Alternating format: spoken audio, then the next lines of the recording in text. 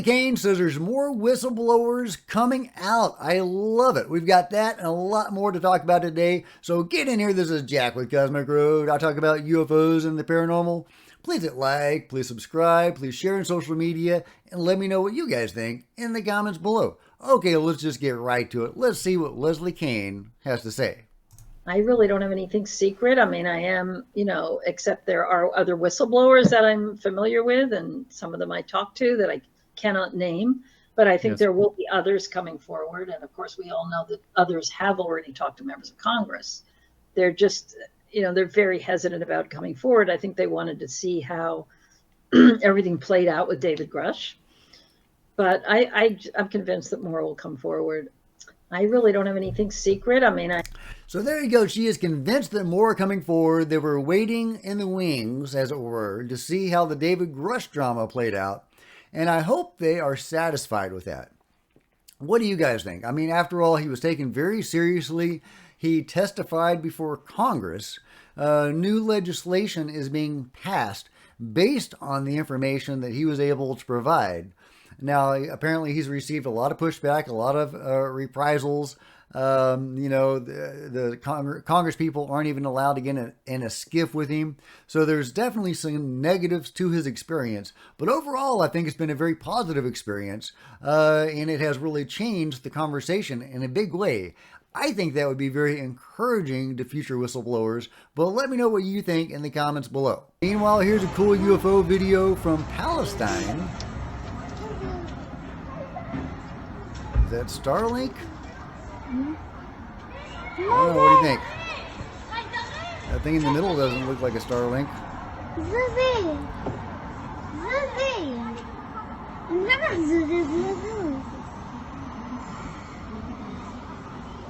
Is that a fleet of UFOs over Palestine? Or is that just Starlink with one UFO? Or could that be some mundane object? Let me know what you think in the comments below. Meanwhile, the archaeologist that was going to challenge Graham Hancock to a debate on Joe Rogan seems to be backing out. He is saying that he is ill, and while he might be ill, and I certainly hope that he recovers if that's the case, but Jimmy Corsetti from Bright Insight has this interesting video to share from that same archaeologist. And instead of just a few different management strategies lurking within these 50 teeth that have been run so far, he seems well. There's got to this be is a about recent 15 video. to 20 different management strategies that we can start looking at with higher carbon values, lower carbon values, higher, less. So what do you guys think? Is he faking illness to get out of this debate with Graham Hancock, or is he legitimately ill? In any case, I hope they get somebody to debate Graham Hancock, because that would be an amazing episode of Joe Rogan. And I want Graham Hancock's information to get out there. And I really want to see how he fares in a debate with a traditional archaeologist. I think that would be amazing. Oh, and this is really interesting from the Los Angeles Times. Capsule with NASA's first asteroid samples lands on Earth after release from spacecraft. NASA's first asteroid samples fetched from deep space parachuted into the Utah desert Sunday to cap a 7-year journey. In a flyby of Earth, the OSIRIS-REx spacecraft released the sample capsule from 63,000 miles out. The small capsule landed 4 hours later on a remote expanse of military land as the mothership set off after another asteroid. And it goes on, but yeah, that's really interesting, and I'll link to the article below. Yeah, we've got asteroid samples now. That's pretty cool. We have vehicles that can leave Earth's orbit, go to an asteroid, get some samples, and come back. That's actually pretty huge, guys. I give NASA a whole lot of flack for covering up the UFO stuff, but with the nuts and bolts, going into space stuff, they're on it, and that is really neat. That is really neat. I can't wait to see what comes next. But NASA has totally been covering stuff up for a long time. Check out this presentation by Donna Hare if you haven't seen it already. I mean, many of you are very well familiar with Donna Hare, former employee of NASA, but her information is always relevant and always apt, and it's good to keep in mind when thinking about NASA. Thank you, Carl. Good morning, everyone. My name is Donna Hare, and I worked at Philco Ford Aerospace from 1967 to 1981. During that time, I was a design illustrator, draftsman. I did the launch slides and landing slides, and also projection plotting boards, lunar maps for NASA. We were a contractor, but most of the time I worked on site, in Building 8. I had the opportunity to do extra work during downtime, which was between missions, and I walked into a photo lab, which was the NASA lab across the hallway. I had a secret clearance, which is not that high, but I was able to go into restricted areas, which this was. At the time, I was talking to one of the techs in there, and he drew my attention to a photograph, a NASA photograph. It had a dot on it, and I said, "What is that?" Well, he drew my attention to it, and I said, "Is that a dot on the emulsion?" And he said, and he's smiling, and he has his hands crossed, and he said, "Round dots on the emulsion don't leave round shadows on the ground." And this was an aerial photograph of the Earth, I'm assuming the Earth, because it had pine trees on it, and the shadows of the craft, or whatever it was, were in the same angle as the trees. And by its very nature, UFO, and I wanted to clarify that to a gentleman that was talking to me, means unidentified. So I did not know what this was. But I realized at this point that it's very secret, that it was kept secret, because I asked him, "What are you going to do with this piece of information?" And he said, "We always airbrush these out before we sell them to the public." So they're pesky little creatures appearing on this photograph they wanted to get rid of. After that, I decided I would ask questions to other people that work there. And I found that I had to ask them away from the site and not on site. A guard told me that he was asked to burn some photographs and not to look at them. And there was another guard guarding him, who was in green fatigues, watching him burn the photographs. And he said he was too tempted. He looked at one, and it was a picture of a UFO, and he was very descriptive. I can go into that later with anyone. He immediately was hit in the head, and he had a big gash in his forehead. He was knocked out, and he's terrified, so he would have to be protected. Another incident, I knew someone in quarantine with the Apollo astronauts. He told me that the Apollo astronauts saw craft on the moon when we landed, and that is what he told me. And he also was afraid. He said that the astronauts are told to keep this quiet. They're not allowed to talk about it.